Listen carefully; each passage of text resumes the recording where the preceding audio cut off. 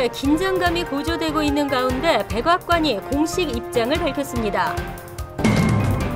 한인단체들이 기린비에 관한 모든 권한을 일본군 위안부 피해자 추모위원회에 일임하면서 해결 국면으로 접어들었습니다. 이번 주 상정할 예정이었던 포괄 이민개혁 법안이 또다시 늦춰져 4월 말쯤에나 상정될 것으로 보입니다. 한인 옐로캡 운전기사가 승객으로부터 폭행을 당하는 사건이 또 발생했습니다. 뉴저지 버겐 카운티의 블루로를 폐지하자는 청원 캠페인이 확산되고 있습니다. 이상은 이 시각 주요 뉴스입니다. 여러분 안녕하십니까? KBN 뉴스입니다. 한반도의 긴장감이 고조되고 있는 가운데 한국 시간으로 9일 북한이 남한에 있는 외국인들에게 전쟁 발발에 대비해 미리 대피하라고 위협하고 나섰습니다. 백악관은 북한의 위협에 대해 공식 입장을 밝혔습니다. 금홍기 기자가 보도합니다. 오늘 백악관은 북한이 남한에 있는 외국인들에게 대피하라고 위협한 데 대해 한반도 긴장 수위를 높이기 위한 위협에 불과하다고 평가절하했습니다. 백악관은 한반도 긴장을 완화하기 위해 한국은 물론 중국, 일본, 러시아 정부와 긴밀하게 협조하고 있다고 밝혔습니다. 특히 미국 시민에게 한국 방문을 피할 것을 권고하거나 한국 내 미국 시민에게 대피를 조언하지 않을 것이라고 강조했습니다. 제이칸이 백악관 대변인은 정례 브리핑에서 북한의 이번 성명은 긴장만 고조시킬 뿐 전혀 도움이 되지 않는 수사라며 이런 종류의 언사는 북한을 국제사회로부터 더욱 고립시킬 것이라고 지적했습니다. 또 평화의 길을 선택하고 국제 의무를 준수하라는 버락 오바마 대통령의 요구를 다시 한번 북한 지도부에 촉구했습니다. 북한은 이날 발표한 담화에서 전쟁이 터지는 경우 남조선에 있는 외국인들이 피해를 보는 것을 우리는 바라지 않는다며 서울을 비롯해 남조선에 있는 모든 외국기관과 기업들, 관광객을 포함한 외국인들이 신변 안전을 위해 사전에 대피 및 소개 대책을 세워야 할 것이라는 것을 알린다고 밝혔습니다. KBN 뉴스 금홍기입니다. 그동안 포트리 위안부 피해자 기린비를 놓고 문구와 형태 등에서 대립해오던 한인단체들이 마침내 서로 합의했습니다. 단체들은 기린비에 관한 모든 권한을 일본군 강제동원 위안부 피해자 추모위원회에 일임하겠다고 밝혔습니다. 주성훈 기자가 보도합니다. 어제 열린 일본군 강제동원 위안부 피해자 추모위원회 총회. 지난해부터 팽팽한 의견 대립을 해오던 한인 단체 대표들이 기린비에 관한 모든 권한을 추모위원회에 일임합니다. 대답을 갖다가 우리 김동찬 씨한테 이메일로 I'm okay, it's fine. 그다음에 여기서 뭐 하나 드실 의향이 있으면 넣어가지고 나중에 김동찬 씨께서 파이널라이즈 하시면 괜찮을 것 같아요. 여기서 다 동포들의 뜻을 수렴하셔서 하실 거니까 이것이 진작 생기셨다면 아마 빨리 해결됐을 부분이 이제 그래도 늦게나마 그래도 이렇게 수고해 주신다 그러니까 저희는 기꺼이 내놓은 거 하고 모든 결정은 따라가도록 하겠습니다. 이로써 5개월여를 표류해 오던 포트리 위안부 피해자 기린비는 다시 탄력을 받게 됐습니다. 추모위원회는 아울러 기린비에 들어갈 문구의 초안도 공개했습니다. 그동안 문제됐던 섹슈얼 서비스 대신 섹슈얼 슬레이버리로 수정된 문구는 2차 세계대전 당시 일본 제국군에 의해 강제 동원된 수십만 위안부 피해 여성들의 넋을 기린다는 내용을 담고 있습니다. 위원회는 한인사회와 지역사회 문구에 대한 의견을 수렴한 후 오는 12일 최종 결정키로 했습니다. KBN 뉴스 주성훈입니다. 포괄 이민개혁 법안 상정이 또다시 2주 정도 늦춰져 4월 말쯤에나 상정될 것으로 보입니다. 또한 오버스테이 불법 체류자들이 이민자 합법화 프로그램의 최대 수혜자가 될 것이라는 지적입니다. 상원 이민개혁 8인위원회는 당초 이번 주 이민개혁 법안을 상정할 것으로 예고했으나 법안 상정 등의 준비가 늦어지면서 다시 2, 3주 정도 지연될 것으로 보입니다. 이들이 작성 중인 법안은 무려 150쪽에 달하는 방대한 분량으로 지연이 불가피한 상황이라고 워싱턴 포스트는 어제 보도했습니다. 무엇보다 이민개혁 8인위원회는 포괄 이민개혁 법안 가운데 핵심 조항들에 대해서는 앞으로 앞으로 다시 수정하지 못하도록 확실하게 사전 합의를 마치려고 해 시간이 많이 소모되고 있다는 것이 포스트의 분석입니다. 핵심 조항에서는 불체자들에게 시민권까지 허용하고 초청 노동자 프로그램 신설과 전문직 취업 비자의 2배 증가 등 합법 이민 확대 방안이 들어 있습니다. 한편 월스트리트저널은 최근 연방국토안보부 자료를 인용해 전체 불체자 가운데 400에서 500만 명이 합법적으로 입국했다가 체류 기한을 초과한 외국인이라고 보도했습니다. 이들의 평균 교육 기간은 13.2년으로 55%가 영어를 유창하게 하며 대부분이 여행자 비자를 통해 처음 미국에 들어온 것으로 확인됐습니다. 이민정책연구소의 메들린 선임 연구원은 이들이 포괄 이민개혁법안의 최대 수혜자가 될 것이라고 내다봤습니다. 2014 회계연도 전문직 취업비자는 총 12만 4천 건이 접수됐는데요. 이 중 무작위로 추첨을 한 결과 4만여 명이 탈락해 H-1B 추첨은 약 1.5대 1의 경쟁률을 보였습니다. 연방이민서비스국은 지난 7일 전문직 취업비자 신청자들을 대상으로 무작위 추첨을 실시했습니다. 지난 1에서 5일까지 접수된 H-1B 신청서 수는 약 12만 4천 개로 집계됐으며 추첨 결과 1.46대 1의 경쟁률을 기록하며 4만 명에 가까운 신청자가 탈락한 것으로 조사됐습니다. 석사용 연간 쿼터 2만 개, 학사용 연간 쿼터 6만 5천 개 등 전체 쿼터가 8만 5천 개인 점을 감안하면 3만 9천여 명이 탈락한 셈입니다. 컴퓨터 추첨은 우선 석사용 신청서만 대상으로 1차 추첨을 실시해 석사용 연간 쿼터 2만 개를 먼저 가린 뒤에 추첨에 탈락한 석사용 신청서들을 학사용 신청서에 포함시켜 2차 추첨을 통해 학사용 쿼터 6,500개를 뽑는 방식으로 진행됐습니다. 이에 따라 연방이민서비스국은 다음 주부터 당첨자들에게 접수증을 발급하게 되며 낙첨자들에게는 신청했던 서류와 신청 수수료를 반환하게 됩니다.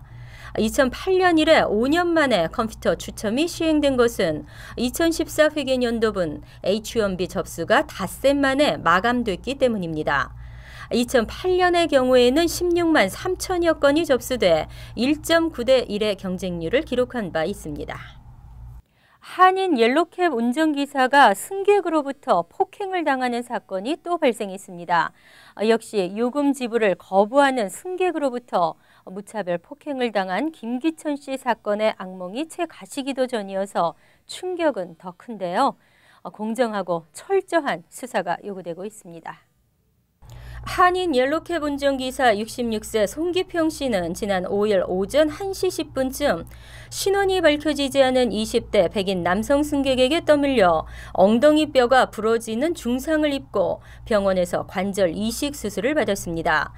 송 씨는 맨해튼 브로드웨이와 33스트릿에서 승객을 픽업해 81스트릿과 2애비뉴 교차로 인근 아파트 앞에 도착한 뒤에 뒷좌석에서 잠자던 승객을 깨워 요금 $14를 요구했습니다. 하지만 승객은 요금을 안 주고 그냥 차에서 내렸고 뒤따라가 요금 지불을 요구하자 갑자기 뒤를 돌아 송 씨를 밀어 쓰러뜨리고 아파트 안으로 사라졌습니다. 길 한가운데 쓰러진 송 씨는 넘어지면서 엉덩이뼈를 크게 다쳤습니다. 송 씨는 행인의 도움으로 911에 신고했고 코넬대 의대병원에 후송됐으며 엉덩이뼈 관절 이식 수술을 받아야 했습니다. 당시 911 신고 후 한 아시안 경관이 왔지만 아파트 전체를 수사하는 것은 불가능하다며 곧바로 현장을 떠난 것으로 전해져 경찰 수사에 아쉬움을 드러내기도 했습니다. 한편 13년차 옐로캡 기사인 송 씨는 지난 1985년 뉴욕으로 이민와 뉴욕에서 살다가 1년 반 전 뉴저지로 이사했습니다. 뉴저지 버겐 카운티에 블루로를 놓고 의견이 엇갈리고 있습니다. 정치가들 사이에서도 극명하게 대립되고 있는데요. 정치가들 설왕설래 그만하시고 가장 중요한 것은 실제 주민들이 무엇을 원하느냐를 잘 파악해야 할 것 같습니다. 블루로 폐지를 위한 주민 투표를 올해 11월 본선거에 붙이려는 풀뿌리 운동이 지역사회에 확산되고 있습니다. 버겐 카운티에서 일요일에 영업을 제한하는 블루로의 폐지를 위한 주민투표는 1933년에도 실시됐었습니다. 하지만 부결된 바 있습니다. 풀뿌리 시민그룹의 로즈마리 샤쇼와는 어제 허리케인 샌디 직후 일요일 영업 제한이 잠시 중단되면서 버겐 카운티 주민들이 일요일에도 필요한 물품들을 구입할 수 있었다며 블루로가 폐지되면 지방자치단체의 일자리 창출은 물론 각 업소의 매출도 올라갈 것이라고 주장했습니다. 버겐 카운티 블루로를 반대하는 서명 청원 캠페인에 나선 시민그룹은 올해 6월 30일까지 버겐 카운티 등록 유권자 2,500명 서명 확보를 목표로 현재 지역 내 벼룩시장과 거리 행사 등을 찾아 상가와 거리를 돌며 주민 투표 실시에 대한 서명 운동을 전개하고 있습니다. 그러나 블루로 폐지 반대론자들은 대형마트가 밀집해 있는 버겐 카운티가 블루로를 폐지하면 주민들의 생활의 질이 크게 낮아질 것이라는 주장입니다. 정치권에서도 캐서린 도노반 버겐 카운티장은 블루로 폐지에 반대하는 입장이고 크리스 크리스티 뉴저지 주지사는 블루로 폐지에 찬성하는 입장입니다.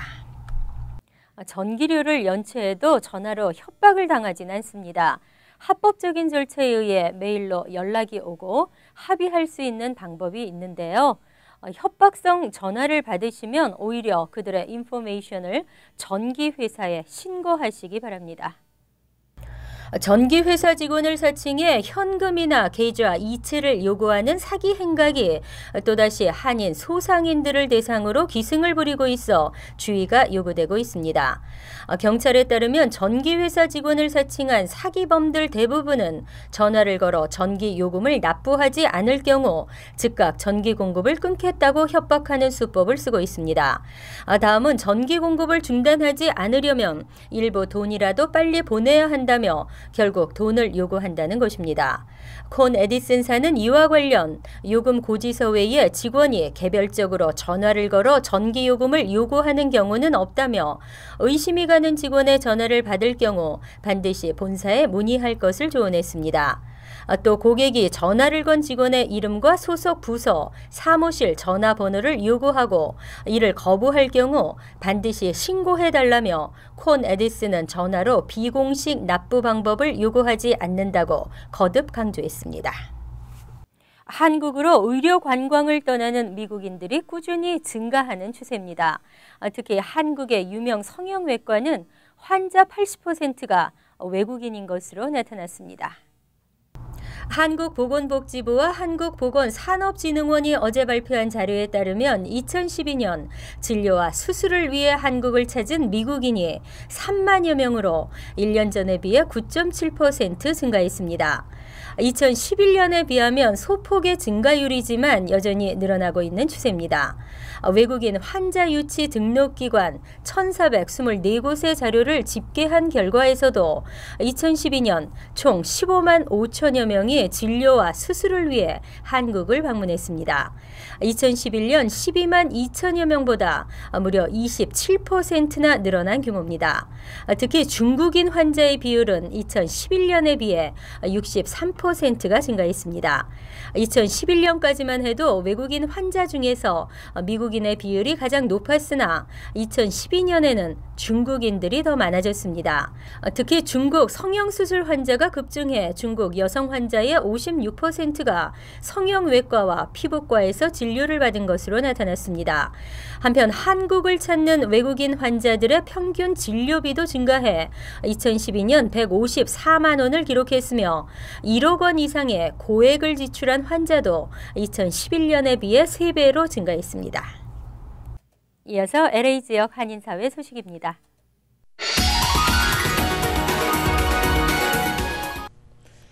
미주 소식입니다.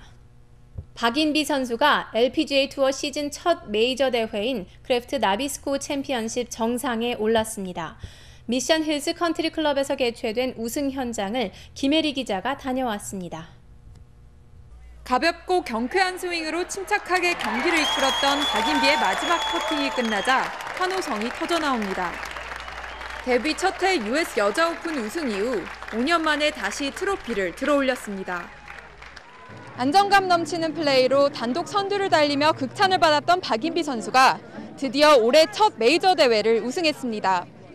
유소연 선수는 4타 차로 단독 2위를 차지했습니다. 그래서 이제 부담이라기보다는 이제 응원해주시고 많은 분들이 봐주시고 하는 게 그만큼 더 관심이고, 그리고 또 그런 것 때문에 또 제가 그런 응원 때문에 이 응원에 힘입어 또 잘하는 그런 부분도 많은 것 같아요. 이번 대회는 한인 갤러리들이 많이 찾아 LPGA에서 한국 선수들의 위력을 실감했습니다.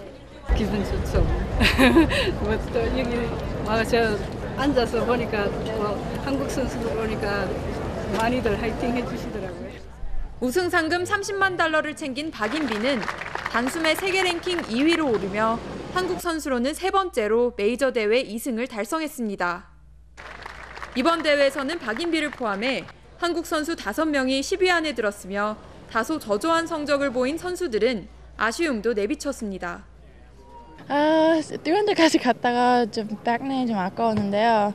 이번 주 많이 좋은 필링 많이 얻고, 첫날 경기 하고 나서 좀 아쉬움이 많이 남는 것 같아요. 이제 시작을 잘 했었는데 결과가 조금 기대했던 것보다는 좋지 않았던 것 같아요. 새로운 선생님하고 시작하면서 샷감도 좋아졌는데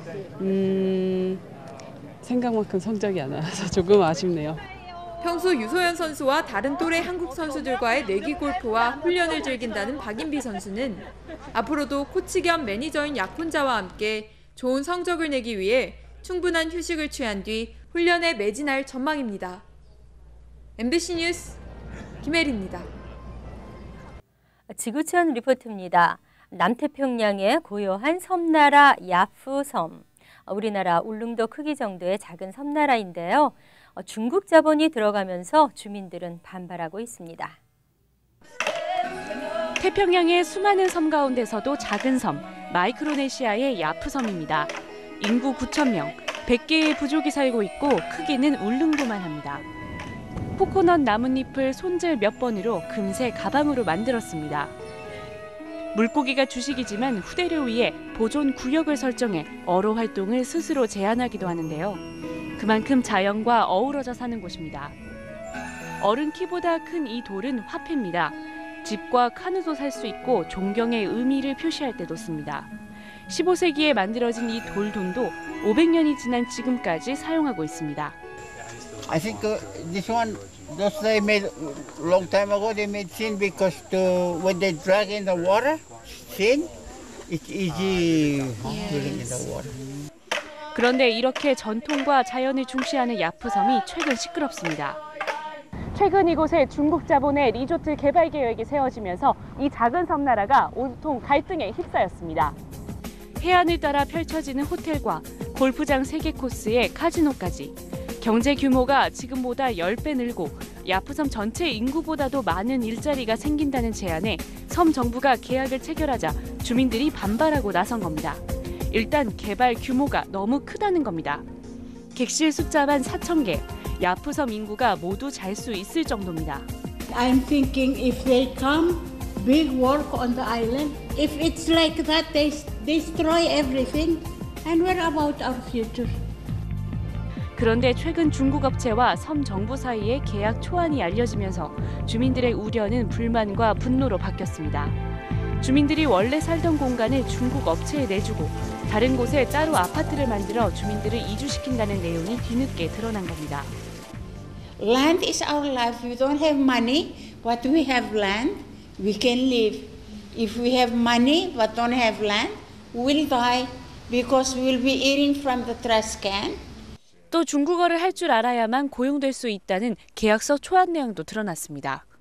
주민들은 이런저런 편의시설을 지어주겠다는 것도 말뿐이었다고 말합니다.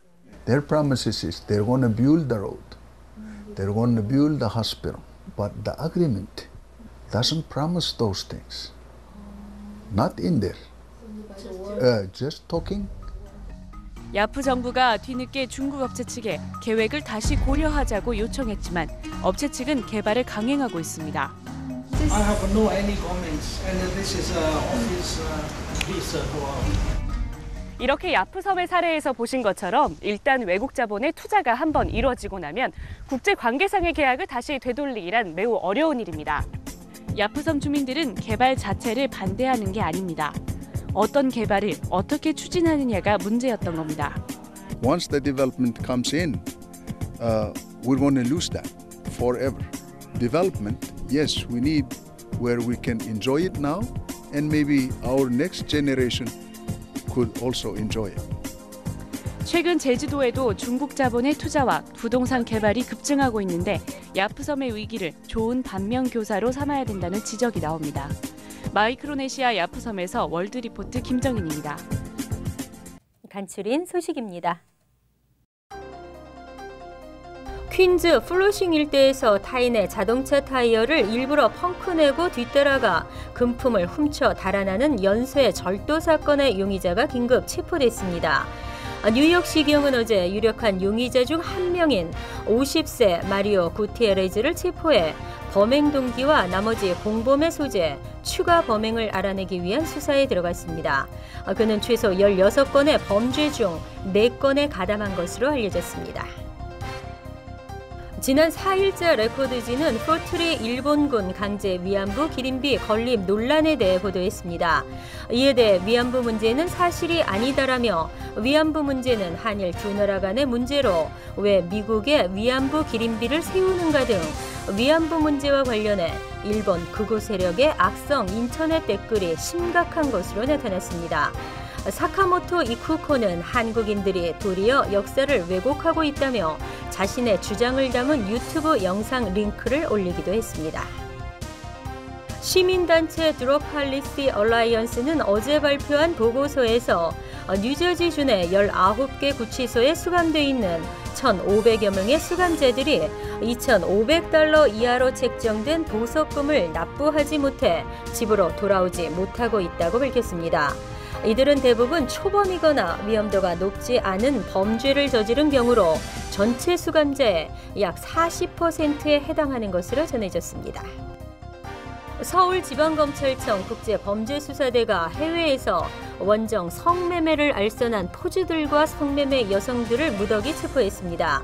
이들은 2009년부터 지난해 5월까지 뉴욕, LA, 홍콩 등에서 유흥업소 구인 사이트를 통해 한국 여성을 모집해 총 9억 4천여만 원의 이득을 챙긴 혐의를 받고 있습니다.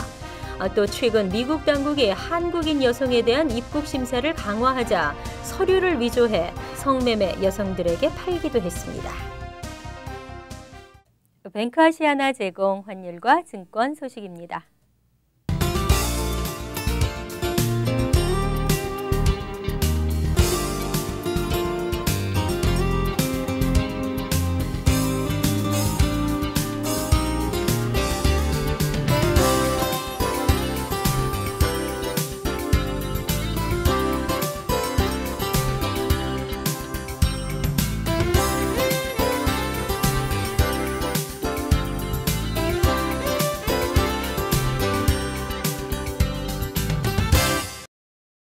이어서 날씨입니다. 갑자기 더워진 날씨에 거리에는 꽃들이 화사하고 사람들도 화사한 옷차림으로 봄을 맞았는데요. 수요일인 내일도 오늘과 비슷한 날씨에 다소 구름이 끼는 지역이 있겠습니다. 낮 최고 기온은 79도, 섭씨 26도, 밤 최저 기온은 60도, 섭씨 15도로 예상됩니다. 목요일은 흐리고 비가 올 가능성이 있겠습니다. 금요일도 흐리고 비가 내리겠습니다. 이상으로 KBN 뉴스를 마칩니다. KBN과 함께 즐거운 저녁 되시기 바랍니다.